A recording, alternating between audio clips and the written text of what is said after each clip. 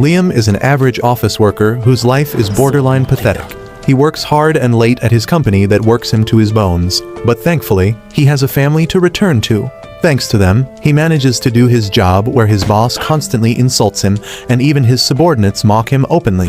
One day, Liam's college junior weeb texts him about a mecha action figure and urges him to buy it. Liam has also been a weeb his entire life, so he goes to the shop location sent by his junior, only to find his wife on a date with another man. He is dumbfounded by this because his wife was supposed to take their daughter to sword class. That night, when he returns, Liam asks his wife and daughter about their day, and they tell him that there was a tournament at the sword class today and the daughter won all her matches. Liam decides to believe them and ignore the fact that he clearly saw his wife earlier today. But he still can't shake the thought away, so he goes to the same spot the next day as well. This time, not only his wife but his daughter is also there, and she calls the strange man her father. Liam is completely shaken by that and can't concentrate on his work, and then his boss comes there to insult him for no reason. Just then, he gets a call from his wife about their daughter being in an accident, and he immediately rushes to the hospital. The doctor tells them that their daughter needs blood, but Liam's blood type is not compatible with her. As his wife leaves to donate blood, Liam does some research on blood types and finds that his daughter's blood type doesn't match the chart. He is now sure that he is not the father, and once they return home, he confronts his wife about it. However, instead of admitting that she cheated on him, the bitch tells him that it is all his fault.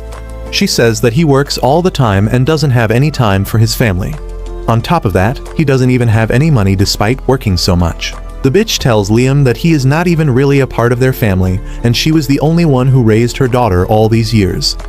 She then declares that she is going to leave the house with her daughter, and Liam snaps on hearing this. He tries to stop the daughter, but even she tells him that she likes her other dad better. Liam is completely devastated by this, and the next day, as he goes to office, his boss shows him that a transaction of 50 million yen has been made from his computer.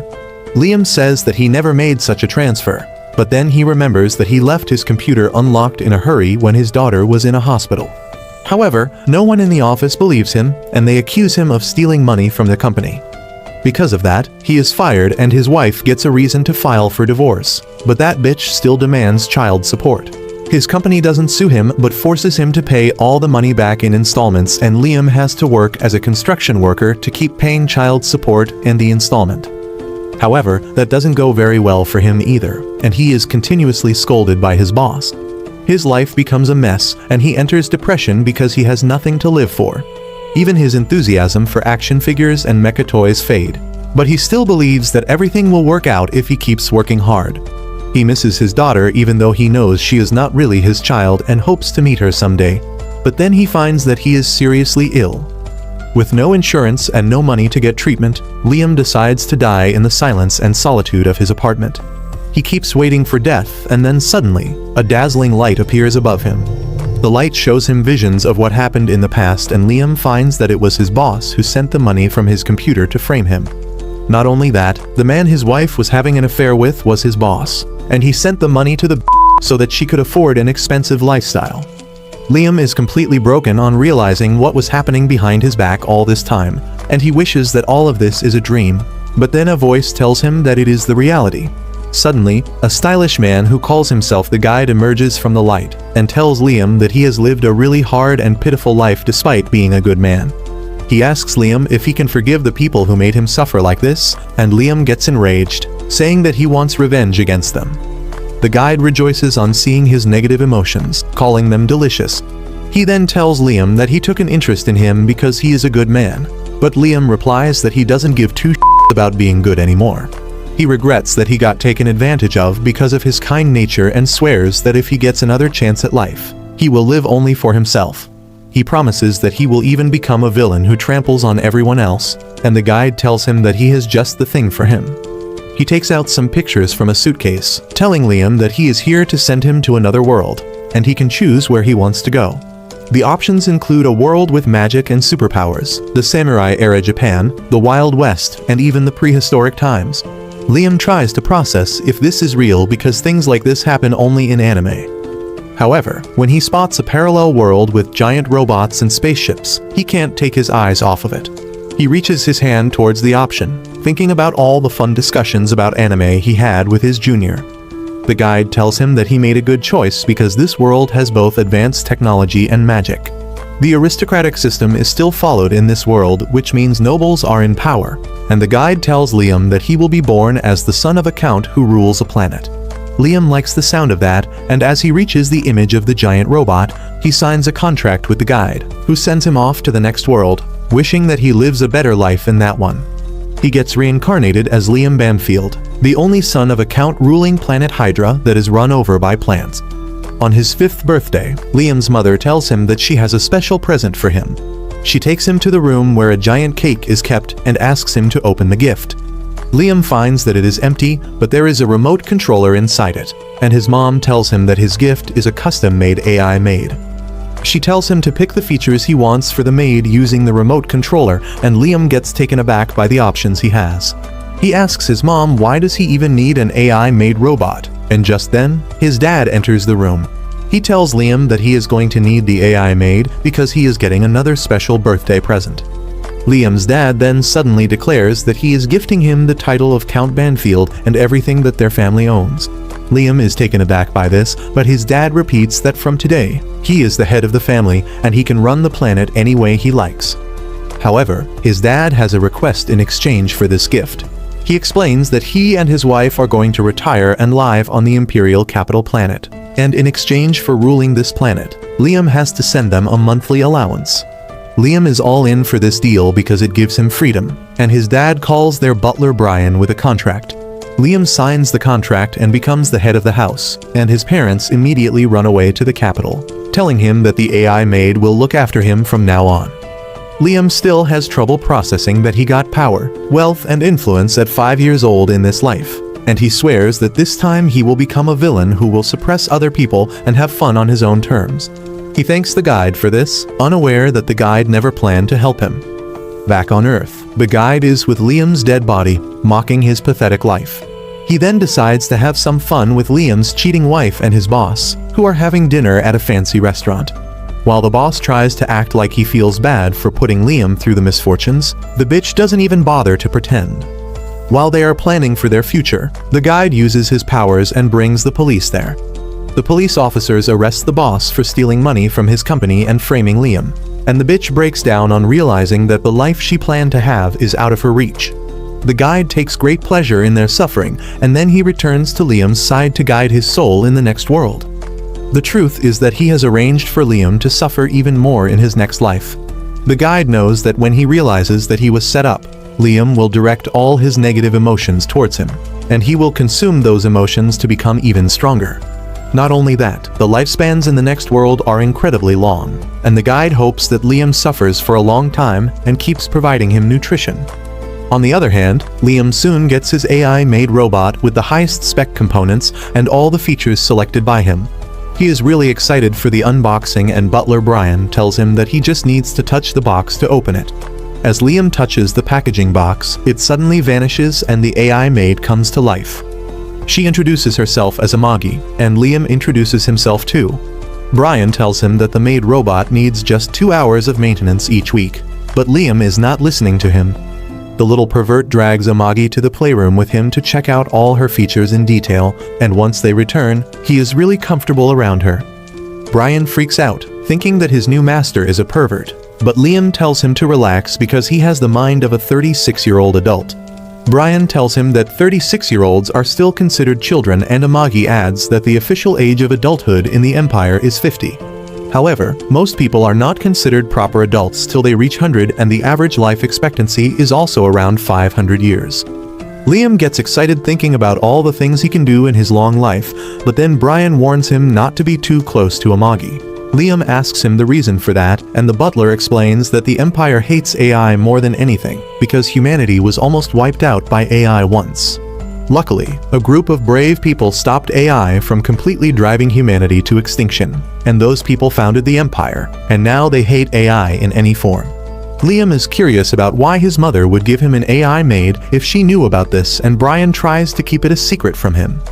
However, Liam pulls the "I am the captain now" speech on him and orders him to reveal the truth.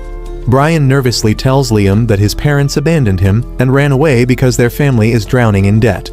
Liam is shocked to hear this, and Brian explains that his great-grandfather was a great man, but his successors were terrible at ruling the planet.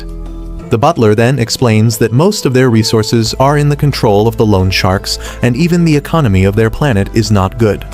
Liam doesn't understand why his parents would dump all the responsibility of their declining territory on him, and Brian tells him that the only reason they gave birth to him was so that they could dump their responsibilities on him. Liam is pissed because he went through one life of being used and then discarded, and it seems like the same thing is going to happen again. He decides that it will not happen as long as he can do something about it, and tells Amagi that both of them are outcasts for this society, so they should team up. He asks the maid to join him because together they can seize the power to do anything they want, but she refuses and kneels before him. She tells Liam that her only purpose in this world is to serve him, and he doesn't need to ask her to team up with him. She promises to serve him in any way possible, and Liam decides to give her the 3 laws of robotics to protect humanity. However, he instantly changes his mind because he is no longer going to be the good guy. He decides to be as selfish as he can, and revises the 3 laws so that they only apply to him. The first law states that Amagi cannot harm her master directly or indirectly. The second law asks her to obey all his commands, and the third law asks her to protect herself as long as she doesn't need to violate the first 2 laws. Once Amagi has engraved the 3 laws into her system, Liam asks her what he should do to make his territory better and prosperous. She suggests he use an education capsule that will put knowledge and experience directly in his brain and also strengthen his body. She tells him that he will have to be in the education capsule for a few months, and during that time, she can take care of his territory on his behalf. Brian panics on hearing this and tells Liam that letting an AI maid handle the entire territory is dangerous for humanity. Liam tells him that it is not dangerous because he does not want to destroy humanity, and according to the second law, Amagi will follow his instructions perfectly. The flustered Brian tells Liam that the Empire will not accept this, but Amagi checks the Constitution and replies that there is no law preventing AI from helping with governance duties. With that, Liam orders Brian to get an education capsule ready and gives all the authority in his absence to Amagi.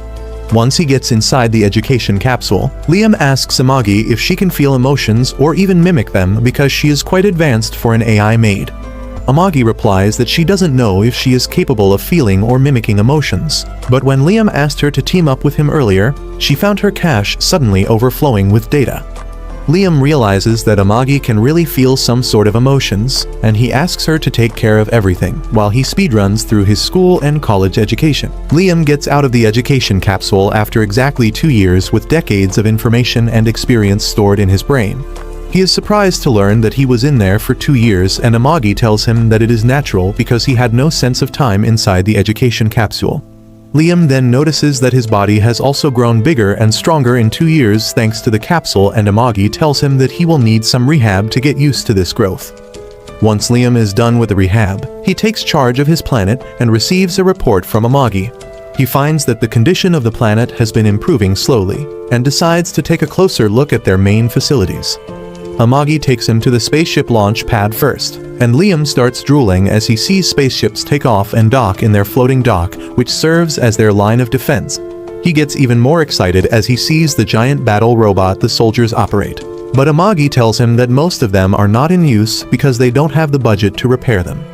Liam says that he also wants to be inside the giant battle robot, and Amagi is happy to arrange that for him. Liam gets inside one battle robot, and then Amagi tells him that the movement of the robot is controlled through magic. She asks him to simply imagine how he wants to move the robot, and it will do just that. Liam gives it a try and finds that getting the battle robot to move is not really hard. However, Amagi tells him that she removed all weapons from the robot's suit to ensure his safety. Liam says that he really wants to fight someone in the robot, and Amagi arranges for that by summoning the captain of their troops. Liam charges directly at the captain's battle robot and knocks him down, but he quickly realizes that the captain is not being serious with him. He yells at him to fight earnestly, and the man obeys his command. Liam charges at him again, but this time, the captain disarms his robot and then slams it to the ground. Liam is surprised by the difference between them, and Amagi tells him that since the captain has more experience and training, he can visualize moving his robot much better than a total noob. This makes Liam realize that he is too weak, and he decides to train to become stronger. He orders Brian to find him the best martial arts instructor around, and the butler tells him that he is a ruler, so he doesn't need to learn to fight. Liam shuts down his advice because he was suppressed by powerful people in his previous life, and this time he wants to be more powerful than anyone else. Soon after that, a samurai named Yasushi arrives outside the castle to become Liam's teacher. Liam instantly starts fanboying after seeing Musashi Mihawk and thinks that he is a great martial artist. He says that he is really excited to learn from one of the best martial artists in this world, and Yasu starts sprouting philosophical about how he strives to make his martial arts style the best in the whole empire, but it is a process that never ends. Liam is even more smitten by him now, and when Amagi tries warning him that the swordsman looks shady, he overlooks her warning, saying that being a little shady is the proof that he is a great swordsman. He is certain that Yasu is solely focused on becoming strong, so he seems detached from the world, but Amagi tells him to at least test him out. Liam agrees and asks Yasu to show his skills, so he takes him to a nearby place where some wooden logs are standing upright. Yasu says that he is going to show him the secret technique of his martial arts style, but he can show it to him only once, and he must memorize it in that chance. Liam asks Amagi to record everything, and then Yasu takes his stance. He only draws his sword halfway out of the sheath and then quickly puts it back, but the very next moment, the logs are sliced in half and fall to the ground. Liam is shocked to see this, and he asks Amagi to analyze the recording and tell him how Yasu did it. The recording shows that he didn't even draw his sword, and Liam is dumbfounded as he thinks that Yasu was so fast that even Amagi could not record his actions properly. He eagerly asks Yasu to be his teacher, and he gladly accepts. However, he returns to the site later at night, laughing at Liam because he fell for his trick that used logs that were already cut in half. Unaware that he is getting scammed, Liam keeps training under Yasu in sword and spear arts. He keeps getting better at the basics over the years, but never gets close to learning the secret skill that he thinks Yasu possesses. One evening, after training hard for 3 years, Liam tries cutting a log of wood with an aerial slash, but obviously nothing happens. He wonders how can he learn the secret technique because he needs a finishing move befitting his strength. That night, as Yasu is busy reading manga in his room, Liam knocks on the door. Liam asks him to teach him the secret technique, but Yasu tells him that he can no longer study under him. Liam is shocked, and the poser swordsman reminds him that on their first meeting, he clearly told him that he was going to show him the secret technique only once. He says that it was his fault for not learning it there and then, and therefore he doesn't deserve to study under him anymore. Liam panics on hearing this and begs Yasu to forgive him, promising that he won't bother him about it again, and Yasu pretends to forgive him. Once Liam leaves, he starts eating chips and mocks the boy for believing that a technique like that really exists. Just then, Liam opens the door again, saying that he wants to add a little more money to his monthly fees to properly apologize for his actions earlier. Yasu has no reason to decline more money, and he starts dancing and emoting because this is the easiest job he ever had. But then Liam appears again, saying that he wants a day off from his training because he has some urgent business tomorrow. The next day, Liam receives a report about his planet's economy from Amagi. She tells him that they are still under heavy debts, but they are recovering gradually, and Liam is glad to hear that. He praises Amagi, but she says that she doesn't deserve his praise because she has not been able to meet her expectations. She shows him that the progress is very slow in some sectors like education and human resource development despite investing a large amount. As soon as Liam sees the details, he realizes what is wrong and immediately summons the person in charge of the department. Soon, an ugly, sweaty idiot comes there and Liam immediately gets to business. He asks the man why has he been stealing funds from the government because there is some proof that he has been diverting money to his own pockets. The man takes Liam for a naive kid and tries telling him that there are many unpredictable problems in his line of work and they need money to be solved. Liam begins inspecting him even closely, and he almost admires the man's corruption, thinking that he may get some tips from him. However, just then Amagi shows him a news article about a scandal caused because of corruption.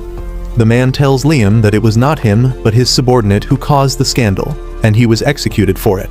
Amagi studies more news articles and reports and finds that there was not enough evidence that the subordinate was behind the corruption, and even after his execution, the money was not recovered. Liam suddenly remembers how he was framed by his boss in his past life, and he is sure that this sweaty idiot did the same thing. He gets enraged and directly confronts the man, asking if he framed and killed his subordinate. The jerk tries pretending that he didn't do anything, but as Liam walks towards him with his sword drawn, He says that he just did whatever was necessary to keep the economy running smoothly. However, when that doesn't seem to calm Liam down, the man tries to intimidate him, saying that he is enjoying this luxury because people like him work hard to run the country. Liam doesn't let him complete his sentence and sends him to the afterlife with one swing of his sword. He tells the moron that only he gets to misuse his power and oppress his people. He yells that no one is allowed to touch his people and his money, and he will kill anyone who tries to take what belongs to him. Liam then orders Amagi to conduct a thorough investigation and execute every corrupt official, but she asks him to calm down first. Liam suddenly realizes that he just killed someone, but Amagi helps him let go of the sword. She then tells him that executing or firing every corrupt official will be really harmful for their planet because almost everyone is corrupt, and she can't handle everything herself. She suggests Liam to buy around 30 more AI maids who are specialized in administration and related jobs, and it doesn't matter even if they are not high-spec models. Liam tells her to do that and execute the corrupt officers as well, but Amagi is concerned that it may negatively affect his image. Liam tells her that he doesn't care about his image because he doesn't need anyone who doesn't obey him. Soon after that, Liam decides to test his 3 years of training by sparring against the captain again. However, before he can get inside a battle robot, Yasu arrives there and tells him that it will be pointless to get into an easy-to-control mass-produced robot. He says that if Liam wants to reach the top, he must take the hard way and try to pilot a robot that not everyone can control. Liam thinks that Yasu makes sense, and he turns to the captain, who tells him that if he likes, he can use the personal battle robot of his great-grandfather that is 3 generations old. As it turns out, Yasu is trying to make Liam bring out his great-grandfather's mechanite on purpose. Earlier today, he was rummaging through the storehouse to steal something valuable because Liam was learning too quickly, and soon he won't have anything left to teach him, and that would be the end of his best job. He didn't find any valuables in the storehouse until he stumbled on an old mecha unit that looked like it wouldn't work even after being repaired, but he felt that he could sell its parts for a huge amount. Liam falls for his trick and orders Brian to repair the old mechanite. Brian tells him that the unit is too old and unfit to be used, and he should use a mass-produced unit to learn the basics. But Liam refuses, saying that his teacher has told him that the truly skilled fighters can pilot even the most difficult mechas. Brian doesn't have any reply to that, so he simply suggests Liam to at least stop wasting his time training because he is already too good. Liam refuses this suggestion too, saying that he is training to use the ultimate move Yasu showed him. In the meantime, Amagi goes to check the old mecha on Liam's order. She doesn't trust Yasu at all, but she can't refuse her master's orders, and she wishes that the old mecha keeps him safe. A few days later, an engineer named Niaz arrives on the planet to repair the mecha. She introduces herself as an engineer from the 7th Imperial Weapon Factory, and Liam introduces himself in response. Niaz suddenly starts staring at Amagi and Liam gets defensive, asking if she has any problem with his maid. However, Niaz is actually interested in Amagi because she has never seen such an expensive custom-made AI robot. She tries examining her in detail, but Liam stops her and tells her to just do the job she is here for. He then takes her to the old mecha, and Niaz immediately tells him to forget about it and buy something new. Liam is adamant about repairing the old unit, and Niaz tells him that they have stopped manufacturing this model long ago, so the spare parts will be rare and expensive. Liam tells her to replace the parts she can't find with modern ones, but he wants her to keep the controls manual. He tells her that he doesn't care how much it costs, and Niaz is glad to hear that. Liam also tells her that he wants a finishing move like a rocket punch, and just then, Yasu comes there to see what's going on. He falls in love at first sight with Niaz and tries approaching her while looking cool, but she is too busy quarreling with Liam about the reasons she can't install a rocket arm on the robot. In the end, Liam convinces her with the power of money, but Yasu gets jealous because Niaz didn't pay him any attention. He decides to take it out on Liam by putting him through an impossible training. He has to defend against tennis balls blindfolded while balancing himself on a log in the middle of a lake, and his sword has also been made excessively heavy.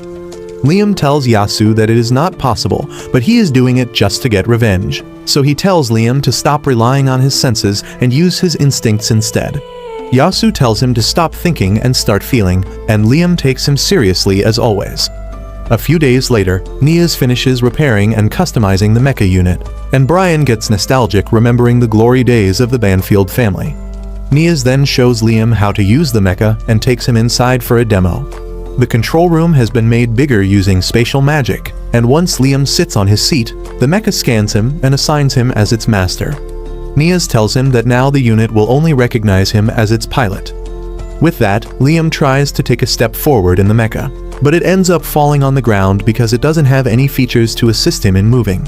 Niaz tells him that this will make it much harder to control the mecha, but if Liam can master it, he can move it exactly like his body. Liam decides to try again, and this time he successfully gets up and walks outside the storeroom. Niaz is impressed by his skills and tells him that if he can control the mecha so well right off the bat, he must be a real genius. She tells him to keep imagining how he wants to move the mecha, but then her marshmallows touch Liam's arm, and his incel mind is taken over by his gooner instincts. He starts imagining dirty things and the mecha acts them out.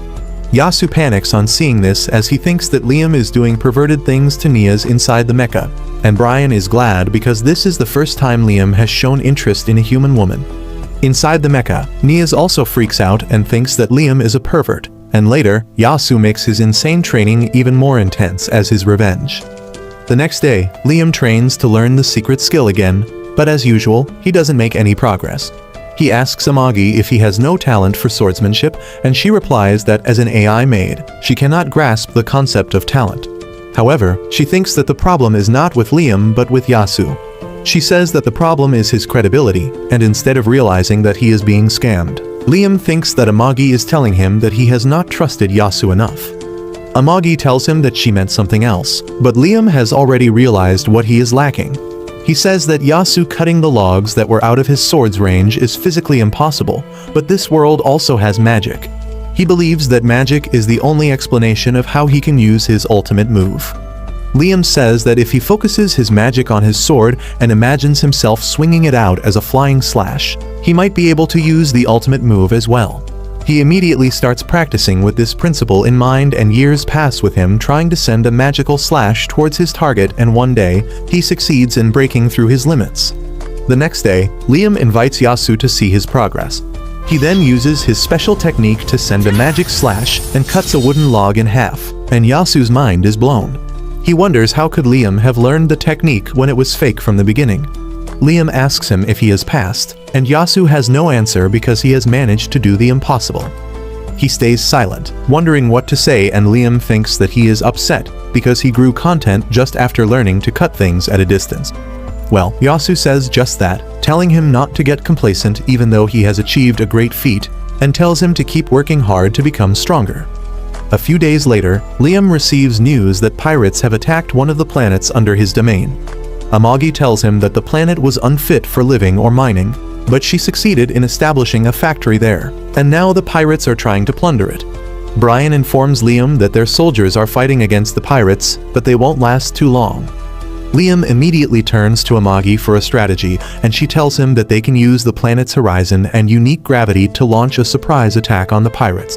He tells her to handle the battle in space and capture the pirate ship while he joins the soldiers in defending the factory. Brian tells him that it is too dangerous, but Liam doesn't listen to him and gets inside his mecha knight. Amagi launches him towards the planet, and Liam uses the clouds to hide and launch sneak attacks on the pirates. The pirates panic as Liam's mecha begins hunting them down, and some of them attack him from behind, but thanks to Yasu's insane training, Liam has developed observation haki, and he easily takes the pirates down. He uses his observation haki to detect enemies hiding behind the clouds and uses another weapon to shoot them down. The pirates grow even more concerned and decide to retreat, but then Liam uses his flying slash, cutting through dozens of their mechas at once. The pirates lose their mind because they have never heard of a weapon that cut at this distance, and they immediately retreat. Liam decides to give them a taste of his special rocket punch, but nothing happens when he gives the command. He wonders if Niaz didn't install the feature in his mecha, when suddenly a magic circle appears next to him and a giant rocket arm flies out from it, hitting the escaping pirates and causing a huge explosion. Liam is angry because this is not what he wanted, but Niaz tells him that this was the only way to make rocket punch a functional attack. Just then, Amagi contacts Liam, telling him that she could only capture 10% of the pirate ships. 30% of them were destroyed, and the remaining 60% escaped. Liam counts that as a win and tells Amagi that she did a great job. Soon, the news of his troops being defeated reaches Pirate Captain Goes in his laboratory, and he grows furious on hearing this. His assistant tells him that the pirates underestimated the enemy and tasted defeat, and they retreated to cut their losses. The pirate captain calls the retreating pirates wimps and declares that he will not tolerate losers in his crew. He orders his assistant to get the entire fleet ready because they will destroy the ones who ran back home to send a message to everyone that Captain Goes doesn't take failure kindly. He gets ready to lead the fleet himself and tells his latest test subject to wait a little longer because he will have fun with her later. Back on Liam's side, he docks with the space station outside his planet, satisfied with his victory over the pirates. Amagi congratulates him on winning his first ever battle, and Liam says that what is even better than the victory is the fact that they got some loot. Amagi tells him that according to the laws of the Empire, if they capture a pirate ship, the ship as well as the cargo inside it belongs to them. Liam gets thrilled on hearing this because he thinks that the pirate ships will be loaded with gold and silver, but surprisingly, they have something even more valuable. As the soldiers take out huge crates of rare minerals like adamantite and mithril from the pirate ships, Amagi tells Liam that they are really valuable. He is not satisfied with that because he wanted gold and diamonds, but Amagi tells him that gold doesn't have any value because it is mostly a useless element, and diamond is just carbon so they can make it at home. Liam realizes that the precious metals and stones of Earth have no value in this world, but the gold digger inside him still wants the shiny yellow metal. He demands gold, and Brian tells him that they have some gold that they use to make electronic items. Liam tells him to turn the gold into coins and fill his room with them. And as for mithril and other rare elements, he wants them to be turned into legendary weapons. Brian apologizes as he informs Liam that they don't have any blacksmiths skilled enough in their domain to do that. Liam is disappointed, but then Amagi tells him that she discovered something when they were fighting the pirates. She explains that currently, the Banfield family owns about 10,000 battleships, but only 30% of them are operational, and they can only deploy around 2,000 on emergency notice. Liam is surprised that they won against the pirates with just that, and Amagi says that the pirates underestimated them, and then Liam's skills in the battlefield push them into a corner quickly. Liam is glad to hear that, but the fact that 70% of his fleet is useless worries him, and Amagi suggests that they sell the scrap they don't use. Brian immediately objects, saying that if they reduce the number of ships in their fleet, the pirates will see them as easy targets and attack them again. Amagi replies that it costs money to do even basic maintenance on the unused ships, and they don't have too much of it. Liam agrees with her because he doesn't want to waste any money and says that they should either sell or repurpose the useless ships. Amagi then suggests that they can buy more ships with the money they will get from selling the materials from the pirate ships. She says that they won't be able to get the latest model, but they can buy enough second-hand ships to build their fleet. Brian again disagrees with her, saying that if they use second-hand ships, their family's pride will be harmed. Unfortunately for him, Liam doesn't give a flying shit about the family's pride and honor. He just wants to win, and that is why he orders Amagi to immediately buy some good second-hand battleships. Meanwhile, far away from Liam's territory, Niaz is giving a presentation to the elite nobles from the Empire's army about the latest warship that the 7th Weapons Factory has developed. She tells them about how the latest ship is more powerful than the previous ones and how it is more fuel efficient and easy to maintain. After she is done with her presentation, her rival from the 3rd Weapons Factory introduces her ship, starting by revealing that it was designed by an award-winning architect. She shows off the luxurious interior of the ship that is made by the top fashion company, and the rare and expensive materials used in furnishing the ship. She tells the guests that with their ship, they will look elegant no matter how hard the battle becomes. Her sales pitch works, and all the wannabes of the Imperial Army decide to buy the 3rd Factory's ship as their main battleship. Niaz is dumbfounded by this because her ship is better, and she asks why would someone choose a luxury cruise instead of a battleship.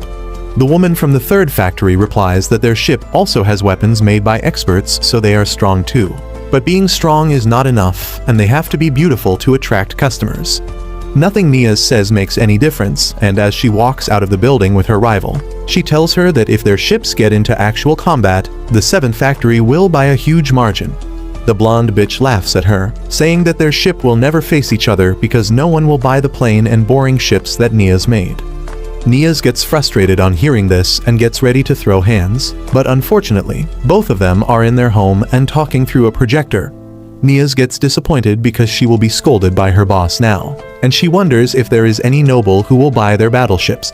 Suddenly, she remembers Liam, who chose to ride a manual battle armor, and she feels that the sucker will definitely buy her battleships as well. Meanwhile, the guide, the sick weirdo who gets off on other people's negative emotions, is busy messing with ordinary people on Earth.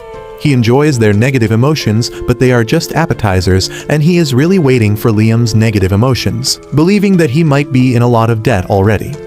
He decides to get his first dose of the negative emotions and enters the fantasy world, but he is shocked to see that Liam has changed his city. It is no longer overgrown with plants, and construction work is progressing smoothly. The guide can't believe this because the city should be even worse now. He then thinks that at least Liam should be pretty disappointed about his swordsmanship, because he personally sent the scammer named Yasu in his direction. He goes to check up on the useless swordsman and finds him drunk in a bar, bitching about how his student became a first-class swordsman even though he is not even a third-rate swordsman himself. He complains that he kept following the stupid training methods and somehow managed to copy a magic trick and make it a real attack. The guide is confused by this and checks on Liam directly, only to find that now he can copy the exact move that Yasu showed him on their first meeting. However, Liam is not satisfied with this because he thinks that Yasu lowered his level to show it to him, and if he used his full power, he could cut a target from as far as a mile. He decides to keep training harder, and while swinging his sword, he thinks about how his life started off terribly when his parents abandoned him, but he was able to make the right choices because good people came into his life. He thanks the guide for sending him here, and these positive emotions make the weirdo fall to his knees because he feels pain when exposed to positivity. He immediately consumes Yasu's negative emotions to replenish his health, and wonders how can Liam be so happy. He is sure that he didn't make a mistake in sending him here, and the happiness Liam is facing right now will make him cry even harder when he eventually finds his life getting ruined. A few days later, Amagi tells Liam that the Imperial Army is replacing their warships with the latest models, and they have agreed to sell the battleships they were using till now. Liam likes the deal, but then Amagi tells him that the Imperial Army has put a condition that they will have to accept some reserve officers and soldiers that are going to be retired soon. Liam thinks that the Imperial Army is handing over the unwanted people to them, but Amagi says that it is a good idea because even if the soldiers are second-rate, they have more experience than the best of their soldiers, and adding them to the army will benefit the Banfield estate. Liam decides to go ahead with the deal after hearing this, and the guide decides to send a bunch of very sincere and just soldiers to him who won't tolerate an evil lord and rebel against him. On the other hand, Yasu is hungover from his trip to the bar, but when he hears Nias calling him from outside his room, he immediately sobers up. He invites her in and Nias starts praising him, saying that he trained Liam to become a master swordsman at such a young age. Yasu thinks she is hitting on him, but Nias just wants info on Liam so that she can do business with him. This misunderstanding remains strong throughout their conversation, and Yasu thinks that Nias wants to know about his hobbies and preferences when she wants to know what kind of complimentary offer she can give Liam to get him to buy their battleships. He tries to act like a Chad, but when Nias keeps begging, he reveals his fetish for office ladies. Well, Nias thinks that this is what Liam likes, so when she goes to meet him the next time, she dresses exactly like Yasu told her. She begins acting like a TikTok thought as she asks him to buy her ships, but Liam immediately refuses, saying that he just bought a whole squadron of second-hand ships and soldiers. On learning that he brought the ships from the Imperial Army, Nias curses the third weapon factory for getting in her way here too, but she refuses to leave without giving Liam a demo. She tells him about her factory's ships that are designed for peak performance, and he tells her to sell them to the Imperial Army if they are so good. Nias cries that she couldn't win them over with her presentation. She begs Liam to buy even 100 of her ships and says that if he doesn't have money, he can take a loan and repay it later. Liam doesn't want to hear about loans, so Nias decides to embrace her inner hoe and begins seducing him. He tells her to stop because it reminds him of the time his wife used to wear some flashy underwear, but not for him. Nias doesn't stop and keeps going further, and Liam decides to agree to her request to get her to stop. He decides to buy 300 battleships from her because Amagi tells him that they will be useful in the future, and Nias gladly runs to get them ready for him. Outside, she contacts her teammate and tells him how she seduced a noble to sell 300 ships, and both Brian and Yasu hear it. While Brian is worried that Liam fell for a honey trap, Yasu is furious, thinking that Liam made a move on Niaz even though she is clearly into his teacher. Soon after that, Niaz delivers the 300 advanced battleships that Liam ordered, and at the same time, the second-hand battleships they bought from the Imperial Army also arrive. Meanwhile, Yasu is still sulking over Niaz trying to honey trap Liam because he feels that it is Liam's fault. He thinks that Liam offered her money to act like that for him, and he can't forgive him for that. Well, someone is happy to see his negative emotions, and that is the guide. He wants Yasu to be more angry at Liam and then hurt him in a manner that will cause Liam to feel intense negative emotions as well. Unaware about his teacher's desire to get revenge on him, Liam goes to inspect the latest battleships of the 7th Weapon Factory, and Niaz is present there to give him a tour. Liam says that even though it is not exactly luxurious, a new model is a good thing. Niaz tells him that luxuries are useless, but Liam replies that he needs them anyway. Niaz pretends that she didn't hear that and begins telling him about the battleship nicknamed Ash Viper. She starts acting like a car salesman and tells Liam to operate the ship at less than 25% power for the first 3,000 space kilometers and change the neutrino oil every 5,000 space kilometers. She also tells him that he will get loyalty points that will give him benefits if he only contacts their factory to repair the ships, and Liam asks if she is selling him a battleship or a car. Niaz pretends not to hear that too and asks him to sign the receipt. After that, Niaz begins acting like a hoe again and requests Liam to give her the pirate ships he captured recently. He refuses, saying that he plans to add them to his fleet as well, but she keeps begging. Suddenly, Amagi comes up with an idea and tells Liam that they can give some of the ships to Niaz and ask her to modify the rest because most of the ships are in a terrible condition and they may stop working anytime. Niaz says that she will gladly accept those conditions because pirate ships use unknown technology from outside the Empire and all researchers are eager to study them. Liam also likes the idea, and he immediately takes Amagi and Niaz to check the pirate ships. They find that its interior is quite different from their ships, and Niaz finds a lot of new buttons on its control panel. Liam notices a steering wheel, and the one-piece weeb inside him awakens on seeing this. He tells Niaz that he wants to put this steering wheel on his battleship, and she warns him that it will be useless because it makes controlling the ship harder. Liam tries acting like a Chad by saying that sometimes a man wants what his heart says even though it is useless. She just sighs and agrees to do it, but then she notices a very unusual device in the pirate ship and begins geeking over it. Liam gets bored by her yapping when he spots a glowing creature disappearing around the corner. He runs after it, telling Amagi that he thought he saw a dog. Suddenly, he sees the same glowing dog disappearing into the corner in front of him again, and he decides to follow it. The trail leads him and Amagi to a strange room, and she plugs herself into the console to find that it is the navigation room. She activates the navigation devices, and the floor turns into a map of all the places that the ship has been. They find that the pirates have been raiding ships throughout the Empire, but then Amagi notices something even more worrisome. She says that once the pirate ship finishes its raids, it always teleports back to a warp gate at the boundary of the Empire. From there, it uses a short warp to go outside of the Empire's territory. Liam is intrigued, and he asks her if the pirate ship goes to another empire, but she tells him that it goes to the battlefield at the border of the empires. She explains that it has been a place for different nations and nobles to fight, and Liam realizes that the pirates are using it because no one bothers to capture them in a lawless zone. He then asks Amagi about their destination when they use the short warp, and she says that it is not a fixed point, but she senses a pattern.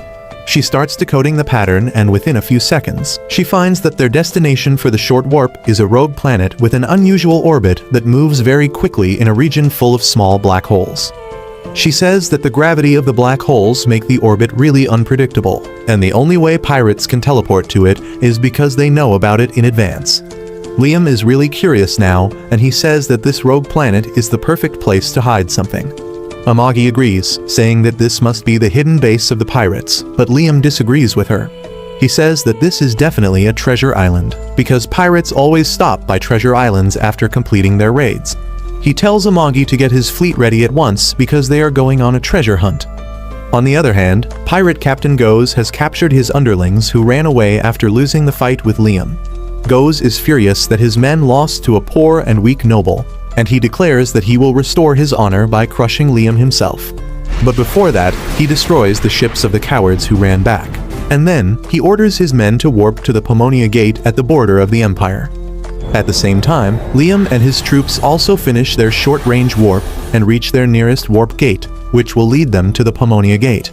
However, they can't use it because the authorities that maintain the warp gate don't allow them to use it. The supervisor contacts Liam, telling him that he needs to pay a toll to use the warp gates based on the weight of his vehicles and the distance covered. He clearly tells Liam that the toll for teleporting 7,000 warships to the border of the Empire is quite high, and he needs advance payment because he doesn't trust the Banfield family's ability to pay the toll later. Liam promises that he will pay the amount in full once he returns, but the supervisor tells him that there is no guarantee that he will return because if he gets caught by pirates, it will be over for him. Liam refuses to return because it cost him a lot of money to bring his troops here, and he is not going to waste his time and resources by turning around to bring his wallet. He then turns into a Karen and says that he wants to talk to the manager. The supervisor tells him that he is the highest-ranking person here, and Liam decides to talk to him face-to-face. Amagi thinks that it won't change anything because they are not even close to a deal right now, but Liam tells her that humans have a unique ability to understand each other better when they meet in person. Meanwhile, Goz and his pirate ships reach the Pomonia Gate and the authorities on their side are already in his pocket. He pays them the usual amount and gets them to link the warp gate to the location where Liam's troops are waiting, but he doesn't know about that yet. At the same time, Liam is in the office of the Warp Gate Authority, and he tells the supervisor to open the gate for him because he will definitely pay him back once he returns. However, the supervisor stands on business and refuses all his attempts to convince him. Just then, he gets a call about the pirates coming through, and he tells Liam to go home because he has other things to do. Liam is disappointed about that, but then he again feels the glowing dog running behind him, and he decides to see what the hell is going on. Meanwhile, the pirates enter the warp gate, and a wormhole connects them to the gate on the other side. As they travel through the gate, Goz tells his men that they will destroy the Banfield family and plunder everything they have. On the other hand, the supervisor on Liam's side tells his underling not to worry about who is coming from the other side of the warp gate because it is none of their business. His subordinate, however, knows that it is a pirate crew, and he is worried about Liam's fleet that is stationed in the waiting zone right now. The supervisor tells him to stop worrying because it is only natural for pirates to target a weak noble family, and they shouldn't stick their nose where it doesn't belong because they receive a lot of money from the pirates. He then tells everyone in the control room that they will take a 30-minute break now so that they don't see or hear anything, and 30 minutes is exactly how long it will take the pirates to cross the gate. Well, just as everyone leaves the control room, Liam arrives there, chasing the glowing dog. He is still confused about it, but when he notices that he is in the control room and the warp gate has been connected to Pomonia, he suddenly gets happy. He thinks that the supervisor refused to listen to his request publicly, but he turned out to be a tsundere who secretly helped him in the end. Liam thinks that everyone left the control room to keep it a secret that they helped him. He gets happy, but then he notices that the direction of the wormhole is opposite, and he decides to fix that. He sits down on the control panel and reverses the direction of the wormhole forcefully, but that creates a problem and the wormhole branches out, taking Goz and his fleet into another direction, which they don't even realize. Just then, Amagi contacts Liam, asking him to return because they can get the permission to use the warp gate now. He returns immediately and asks how can they get permission, and Amagi says that she contacted Niaz for help, and she told them that they can use the 7th Weapon Factory as a guarantor. Niaz says that since they have done good business, she can do at least this for him, and Liam is glad to hear that. Since there are no problems now, he orders his fleet to enter the warp gate. They soon exit the Pomonia Gate, and Liam orders Amagi to initiate a short distance warp to the Treasure Island as soon as their entire fleet assembles. On the other hand, the pirates are getting impatient because they should be out on the other side by now, but they are still stuck in the wormhole. Suddenly, they notice that they are approaching a gate, but once they exit it, they realize that they are doomed. Instead of going to the area near Liam's territory, the pirate fleet ended up in the Imperial Army's training ground, where 70,000 of Imperial battleships are stationed at the moment. Meanwhile, Liam's fleet is fully assembled, and they use the short-distance warp to reach the treasure island that is swarming with pirate ships. Amagi calculates that there are 20,000 pirate ships around the treasure island, but most of them are docked and inactive because they weren't expecting anyone to come so close. That is good news for Liam, and he decides to get into his battle armor as he orders Amagi to handle the rest. She immediately orders the fleet to open fire on the pirate ships. As the pirate ships are wiped out quickly, Liam also gets ready and launches into the battle zone. He fights against the pirate mechas that are no match for his skill, and then uses his rocket punches to attack pirate ships and blow them up by pulling their crucial wires. Soon, the entire pirate fleet is wiped out, and Liam orders Amagi to send all the mecha soldiers to the treasure planet to collect anything they find. Liam and his mecha knights attack the treasure planet, destroying its outer surface to create a way in. A scientist inside the planet panics as the attacks from Liam's army destroy whatever remains of their defense system, and he heads to the control room, where he learns that they are under attack and all the pirate ships standing guard around the planet have been destroyed. Meanwhile, Liam has finally made his way into the planet's interior, and he comes face to face with some pirates in mecha armors. He doesn't waste any time in chopping them off, and by the time the captain of his troops arrives there, he has already done his job. The captain tells him that they took care of the pirates on their side too, and Liam orders them to keep clearing the path while searching for the treasure room. Suddenly, he sees the glowing dog again, and he decides to follow its trail. That turns out to be the right decision, as the path leads him to the control room, where the scientist and his men surrender immediately. Liam is pleased with how it turned out, and he asks the scientist to hand over all the treasure. The Ugo asks him what kind of treasure he wants, because he has things worth money and the pets that Pirate Captain Goes collects. Liam thinks that the dog he saw earlier must be one of the pets, and he asks the scientist more about them. He starts thinking that Liam is also a twisted sadist like Goes, who likes turning people into his pets and offers to turn the pets into obedient dogs for him if he likes. Liam doesn't get one word of what he is saying, so the scientist decides to lead him into the lab where he keeps all his subjects. As he shows them the girls that have been turned into horrible monsters because of his experiments, a soldier starts puking because he can't handle that. While the captain scolds him for being so weak, Liam walks ahead, and his gaze gets stuck on a particular test subject. The scientist tells him that he has a good eye, because this one is the favorite pet of Captain Goes. As he keeps yapping about how this girl is his masterpiece, Liam grows disgusted, remembering his past life where he was treated as less than a human. He can't bear to see some bastard hurting other people like that, so he puts a bullet in the scientist's head while he is in the middle of yapping. He then starts looking around the room, but then the voice of the octopus-like girl, with her eyes in her palms, reaches him.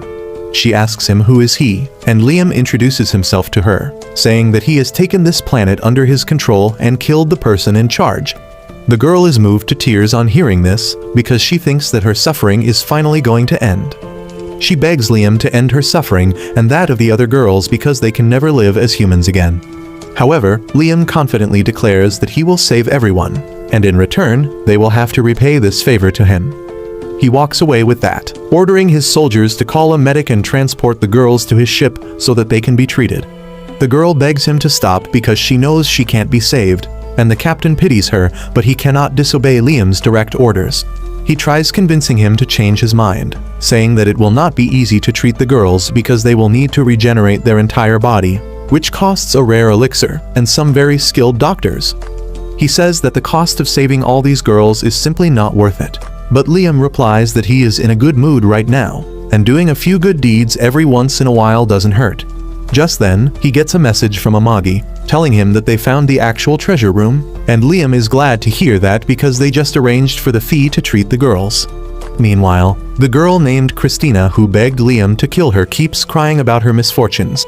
She used to be the Princess Knight of the Holy Kingdom, and everyone was proud of her achievements in fighting pirates. However, when she went to fight Goes and his men, she was tricked and captured, and then the pirates blew up her home planet right in front of her eyes. Her family panicked because the pirates could not have gotten past the troops from the United Alliance that protected the region, but they soon realized that the Alliance had betrayed them. The shields protecting them could not hold on much longer, and soon the entire planet was destroyed. Christina was completely devastated by this, but her misfortunes were just starting. After destroying her planet, Goes took her and her subordinates to her treasure island. While everyone was afraid, Christina still clung to hope and assured them that help would come for them soon. When Goes came to see her, Christina told him to kill her right then if he wanted to because she would rather die than live a life of humiliation. The pirate captain laughed, saying that he would have killed her long ago if he wanted that, but he kept everyone alive because he wanted to add them all to his collection.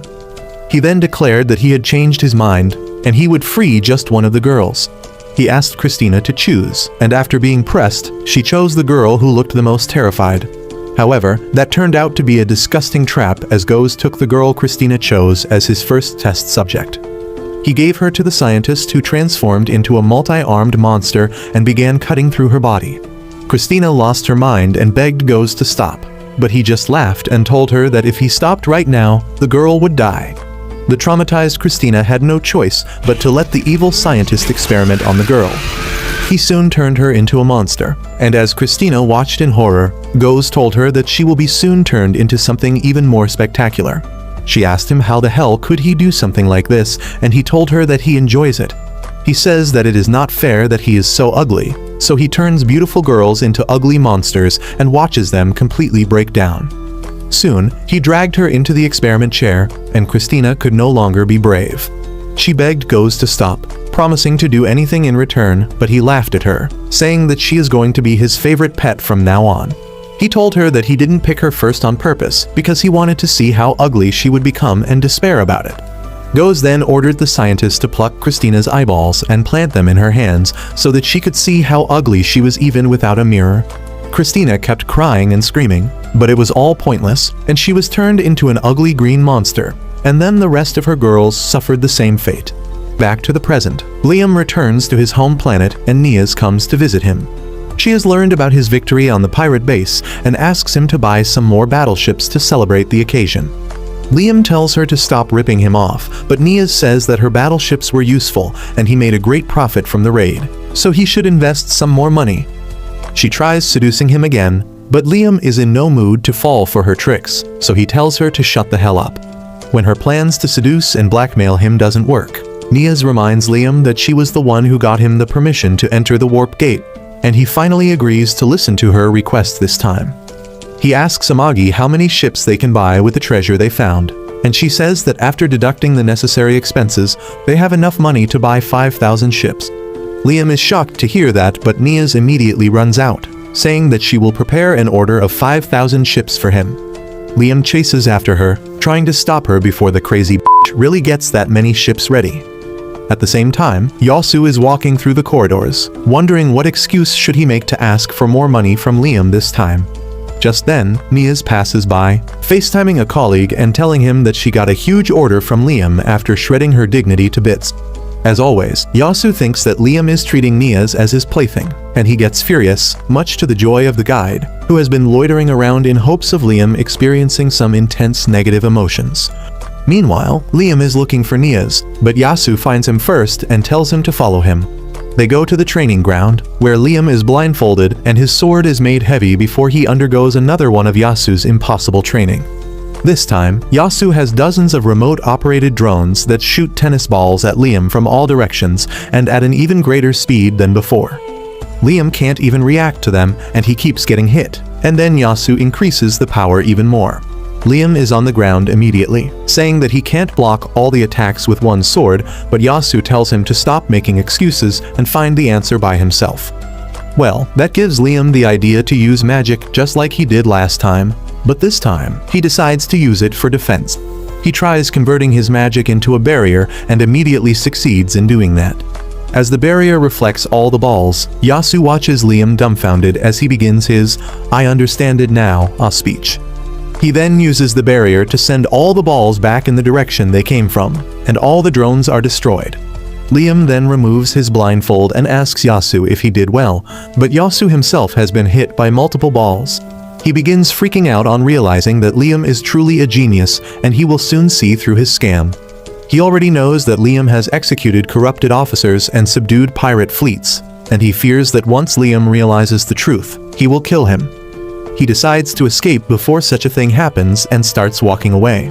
Liam asks where is he going, and Yasu says that he has nothing more to teach him. He tells him that he has learnt everything from him, and now he just needs to practice however he wants because the path of swordsmanship is unending.